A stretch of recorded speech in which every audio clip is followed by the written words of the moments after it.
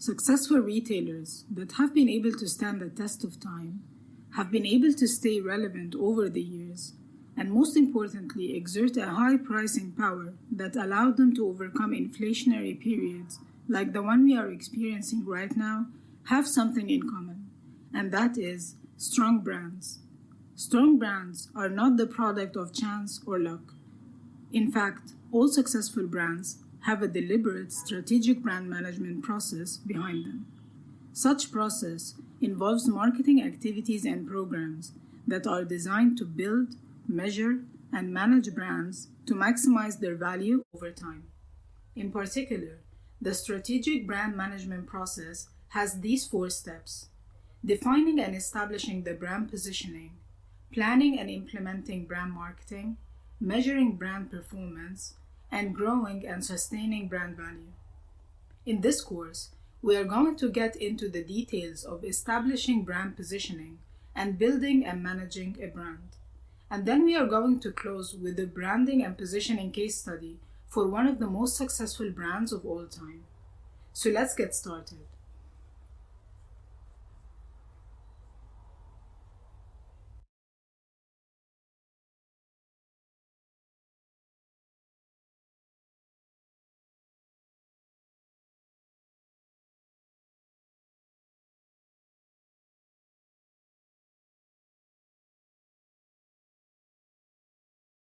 According to the American Marketing Association, a brand is a name, term, sign, symbol, or design, or a combination of them, intended to identify the goods or services of one seller or group of sellers and to differentiate them from those of the competitors.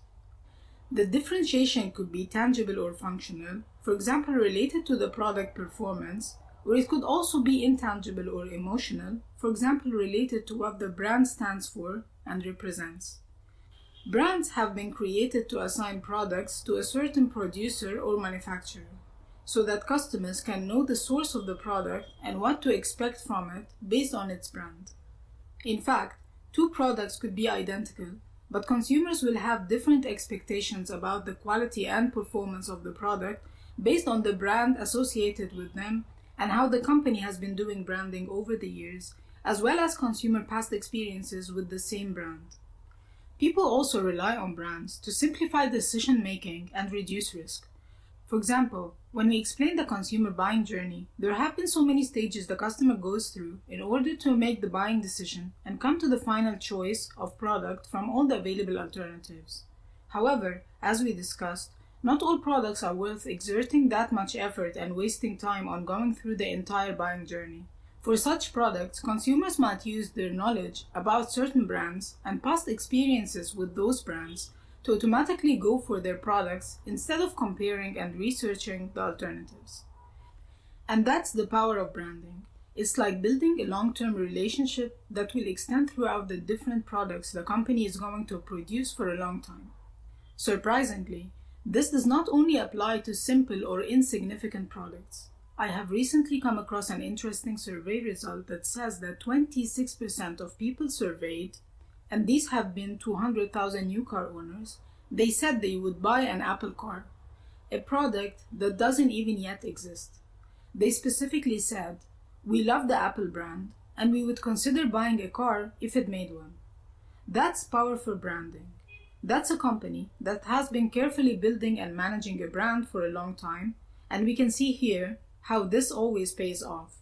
We are going to get into the details of Apple's branding and positioning strategy at the end of this course.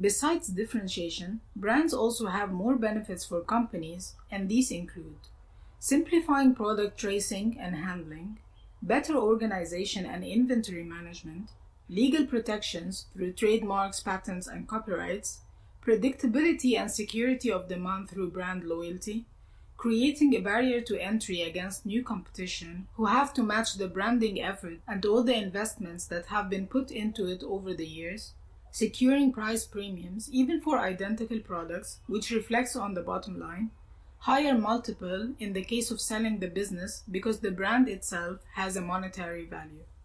All those reasons justify investing in building, managing, and sustaining a brand. Over the next lessons, we are going to explain exactly how to do that.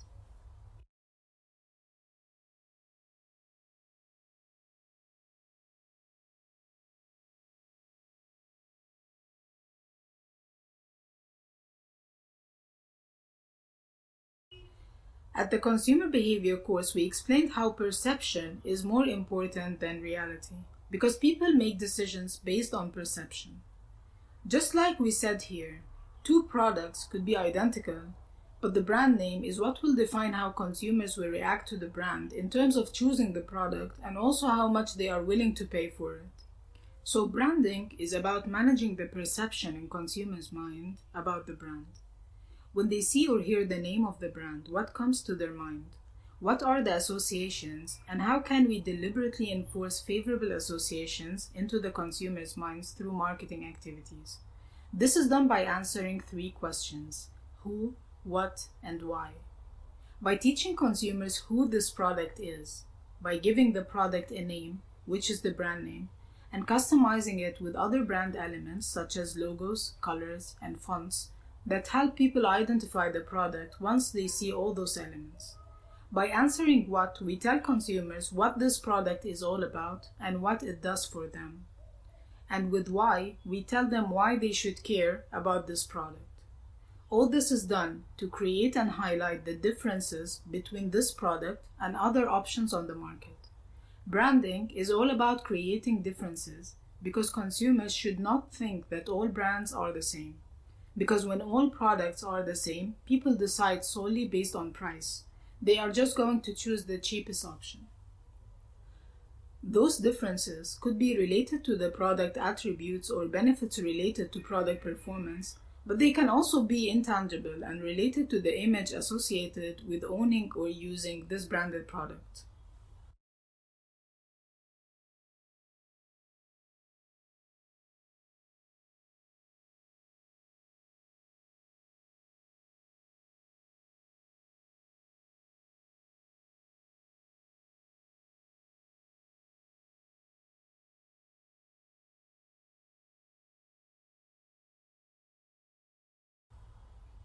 The term brand equity represents the added value that a product or service gets from being associated with a certain brand.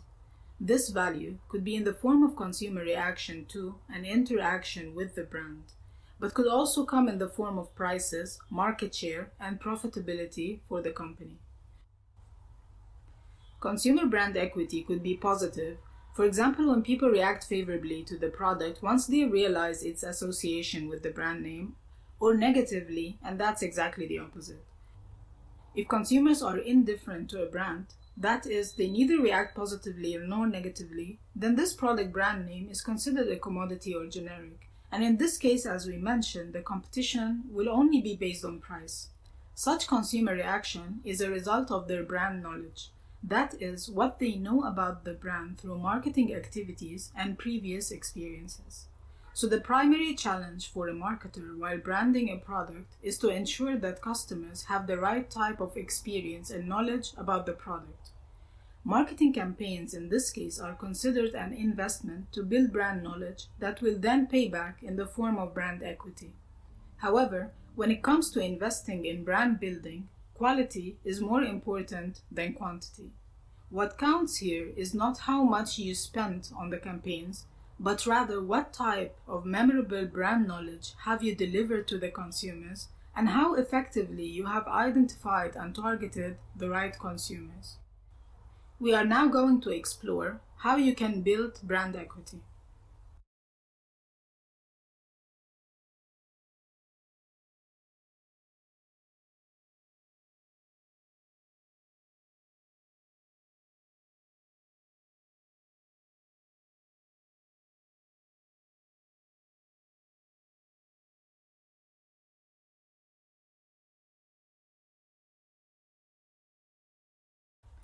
Brand equity is built by delivering the right brand knowledge to the right customers through all the brand-related contacts, even the ones not controlled by the brand itself.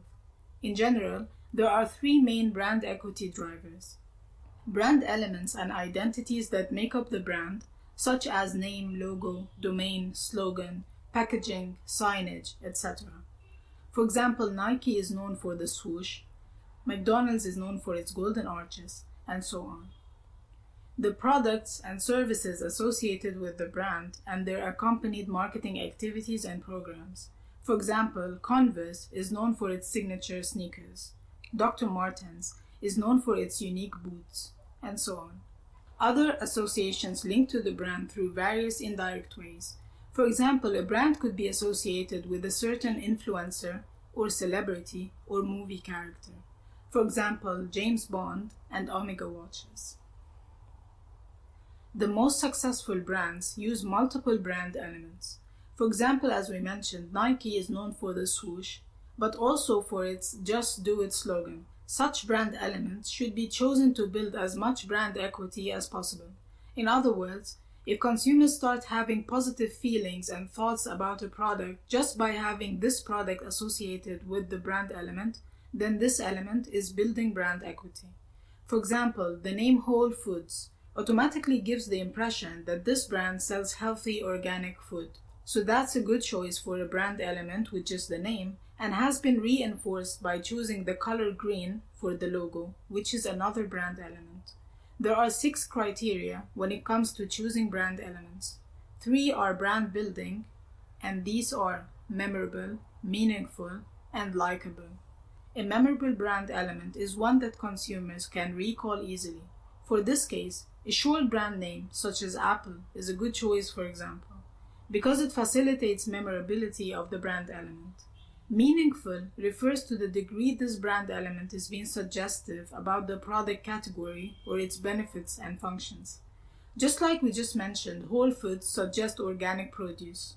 Never Say Die suggests long-lasting power, and so on. Likeable refers to how aesthetically appealing will consumers find the brand element. The other 3 criteria are defensive. That is, they can be leveraged and used in the presence of other opportunities or in times of constraint. These are transferable, adaptable, and protectable. Transferable refers to the degree of how much this brand element can be used to launch more products in different categories or extend the market to include other geographies. For example, if you choose a brand name that is product specific or category specific, for example Mother Care, it would be hard to launch other product categories under this name that are not related to maternity and babies. Another example is choosing a brand name that has negative connotations in other languages or regions. This could result in a backlash if the brand wanted to expand to those regions under the same brand name. Adaptable is how updatable and flexible the brand element is, that it can adapt to changing times and changing markets.